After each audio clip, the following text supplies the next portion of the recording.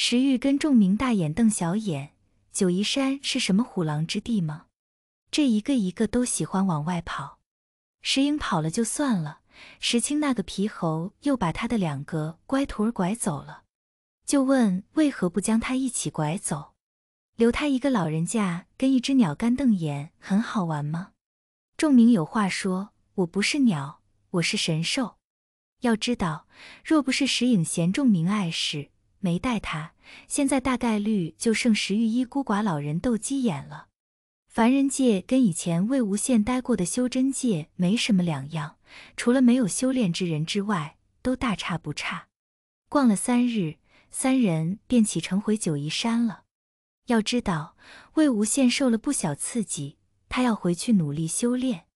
3人一回到九嶷山，便看到了一人一鸟在对弈。石青心里偷笑，师祖已经沦落为只能跟一只鸟下棋的地步了。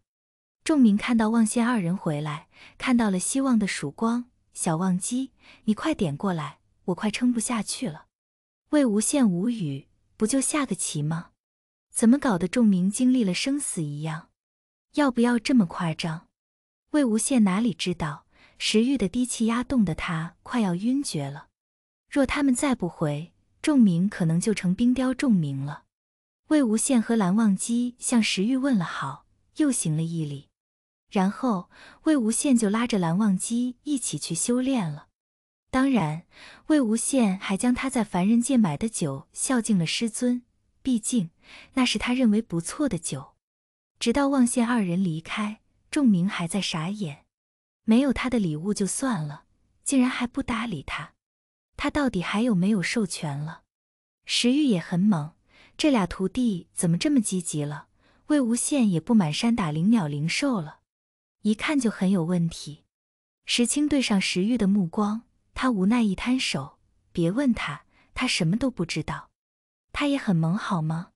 一时之间，屋内3人你看看我，我看看你，就完全被魏无羡的一通操作给弄迷糊了。要说魏无羡也不是不想给仲明礼物，而是他觉得给一只鸟喝酒不太好，万一飞的时候撞人撞树可怎么办？仲明，我谢谢你了，还知道替我考虑。小叔叔走了，没人玩，石青顿觉无聊。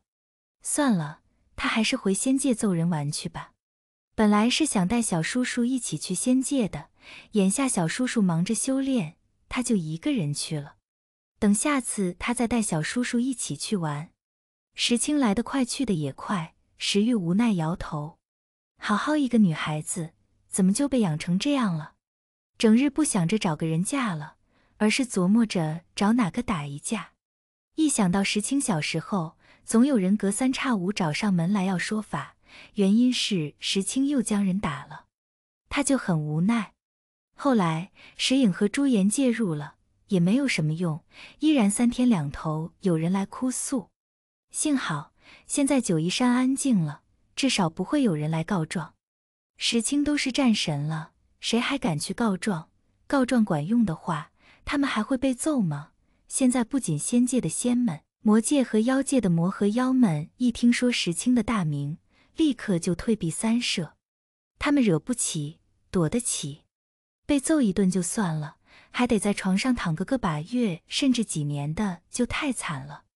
小仙、小魔和小妖们对石青的战神大名如雷贯耳，那是一听到就瑟瑟发抖。就问这3界内怕没有人敢招惹，自然想到石青就是战神，根本不会想到她是个女孩子，更不会生出什么起立的想法来。石玉苦恼，想不明白，莹小时候多乖巧听话，朱颜也就只有一点点调皮，所以石青到底随了谁，变异了不成？还是他新收的2个乖徒儿更懂事，从不惹事？望羡2人自从知道他俩在仙界是垫底的存在，就开始了奋发图强，连玩乐都不香了。尤其自家小侄女听说还是仙界威名赫赫的战神，望羡2人顿觉压力山大，作为叔叔辈可不能太差劲了。这一闭关就是数年，望羡2人直到提高了一个大境界才出了关。石玉表示很欣慰，多好的孩子，多努力的孩子。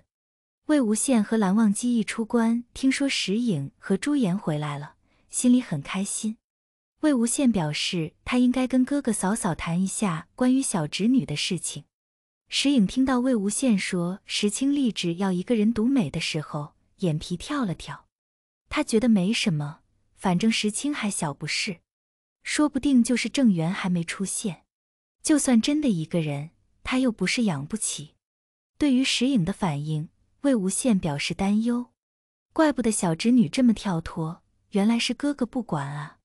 哥哥不管，那嫂嫂呢？魏无羡一看，朱颜在一旁淡定吃灵果，这都什么父母来的？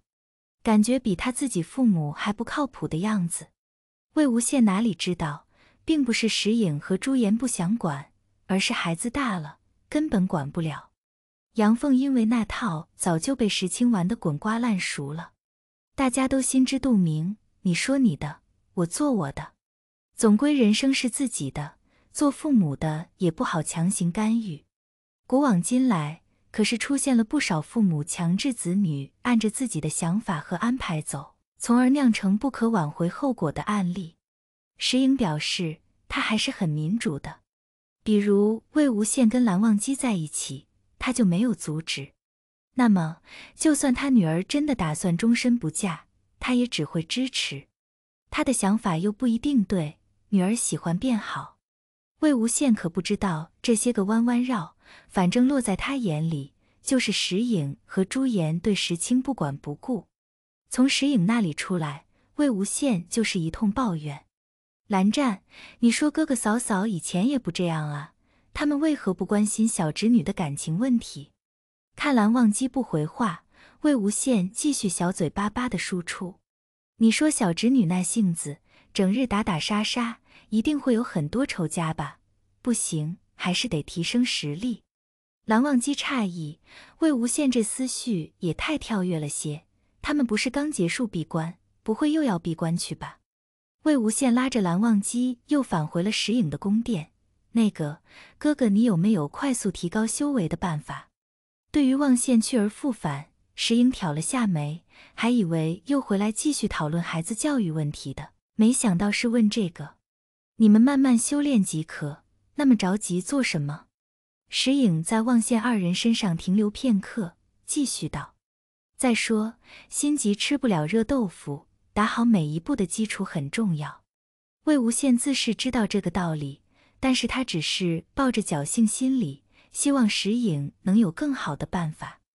魏无羡失望地瘪了瘪嘴，他还是回去跟蓝湛抓紧时间努力修炼吧。